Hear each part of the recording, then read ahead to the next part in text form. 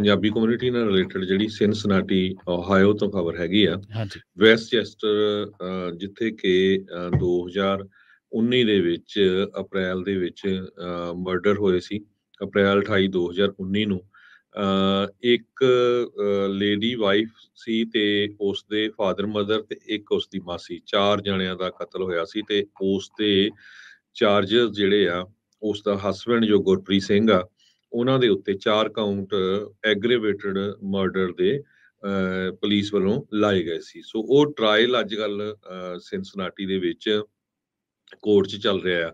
ਕੱਲ ਆਪਾਂ ਸ਼ਾਮ ਦੀਆਂ ਖਬਰਾਂ 'ਚ ਵੀ ਅਪਡੇਟ ਤੁਹਾਨੂੰ ਦੱਸੀ ਸੀ ਬਈ ਜੋ ਯੂਰੀ ਆ ਉਹ ਹਜੇ ਯੂਨੈਨਿਮਸਲੀ ਡਿਸੀਜਨ ਨਹੀਂ ਕਰ ਸਕੀ।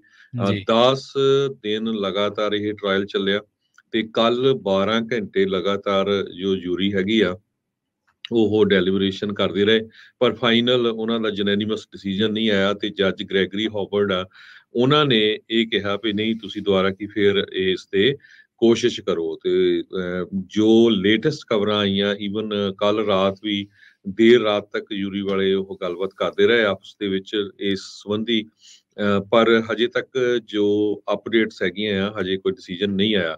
ਜੋ ਵੀ ਆਊਗਾ ਜੋ ਆਪਾਂ ਆਉਣ ਵਾਲੇ ਦਿਨਾਂ 'ਚ ਦੱਸ ਦੇਵਾਂਗੇ। ਪਰ ਇਹ ਬਹੁਤ ਹੀ ਦਰਦਨਾਕ ਕਤਲ ਹੋਇਆ ਸੀ ਤੇ ਗੁਰਪ੍ਰੀਤ ਸਿੰਘ ਜਿਸ ਟਾਈਮ ਉੱਥੇ ਪਹੁੰਚਿਆ ਸੀ ਉਸ ਤੋਂ ਥੋੜਾ ਸਮਾਂ ਪਹਿਲਾਂ ਜਾਂ ਉਹਦੇ ਪਹੁੰਚਣ ਤੋਂ ਥੋੜਾ ਸਮਾਂ ਬਾਅਦ ਉੱਥੇ ਇਹ ਗੋਲੀਆਂ ਨਾਲ 4 ਜਣਿਆਂ ਨੂੰ ਮਾਰ ਦਿੱਤਾ ਗਿਆ ਸੀ। ਸੋ ਇਹਦਾ ਜਿਹੜਾ ਟਰਾਇਲ ਚੱਲਿਆ ਉਹਦੇ ਵਿੱਚ ਬਹੁਤ ਵੱਡਾ ਡਰਾਮਾ ਹੋਇਆ। ਕੱਲਾ ਗੁਰਪ੍ਰੀਤ ਦਾ ਨਹੀਂ, ਸਿੱਖਾਂ ਦਾ ਵੀ ਕਾਫੀ ਜਲੂਸ ਨਿਕਲਿਆ ਉਹਦੇ 'ਚ ਵੀ ਦੇਖੋ ਇਹਨਾਂ ਦਾ ਕਰੈਕਟਰ ਕੀ ਆ, ਜੀ ਕਿੱਦਾਂ ਮੈਰਿਡ ਬੰਦਾ ਸੀ, ਕਿੱਦਾਂ ਉਸਨੇ ਇੱਕ ਹੋਰ ਲੇਡੀ ਰੱਖੀ ਹੋਈ ਸੀ, ਕਿੱਦਾਂ ਉਸਨੂੰ ਉਹ ਪੈਸੇ ਦਿੰਦਾ ਸੀ, ਬਹੁਤ ਕੁਛ ਜਿੱਦਾਂ ਉਹਦੇ ਵਿੱਚ ਪਈ ਕਿੰਨਾ ਮਨੀ ਉਹਦੇ 'ਚ ਗਰੀਡ ਸੀਗਾ, ਕਈ ਇਸ਼ੂਜ਼ ਨੂੰ ਉਠਾਲਿਆ ਗਿਆ। ਸੋ ਆਪਾਂ ਨੂੰ ਕਈ ਵਾਰੀ ਰੇਡੀਓ ਦੇ ਉੱਤੇ ਇਹ ਦੱਸਣਾ ਵੀ ਜਿੱਦਾਂ ਸੰਗ ਲੱਗਦੀ ਹੈਗੀ ਆ ਵੀ ਕਿਸ ਤਰ੍ਹਾਂ ਦੱਸਿਆ ਜਾਵੇ। ਸੋ ਇਹ ਜੋ ਗੁਰਪ੍ਰੀਤ ਸਿੰਘ ਤੇ ਚਾਰਜਸ ਲਾਏ ਗਏ ਆ ਉਸਨੇ ਆਪਣੇ ਵਕੀਲ ਵੀ ਵਧੀਆ ਹਾਇਰ ਕੀਤੇ ਆ। ਉਹਨਾਂ ਦੇ ਜੋ ਬਿਟਨੈਸ ਸਟੈਂਡ ਤੇ ਵੀ ਪ੍ਰੋਫੈਸ਼ਨਲ ਬੰਦੇ ਕਾਫੀ ਲੈ ਕੇ ਆਏ ਆ। ਸੋ ਡਿਸੀਜਨ ਕਿਸ ਪਾਸੇ ਜਾਂਦਾ ਹੈ ਇਹ ਪਤਾ ਨਹੀਂ, ਪਰ ਸਿਨਸਿਨਾਟੀ ਦੀ ਸਿੱਖ ਕਮਿਊਨਿਟੀ ਪੂਰੀ ਪਰਿਵਾਰ ਦੇ ਨਾਲ ਉਸਦੇ ਨਾਲ ਜਿਹੜੀ ਆ ਖੜੀ ਆ ਪਈ ਉਸ ਪਰਿਵਾਰ ਨੂੰ ਜੋ ਕਿਸੇ ਨਾ ਕਿਸੇ ਤਰ੍ਹਾਂ ਦੇ ਨਾਲ ਇਨਸਾਫ ਮਿਲਣਾ ਚਾਹੀਦਾ ਹੈਗਾ ਆ।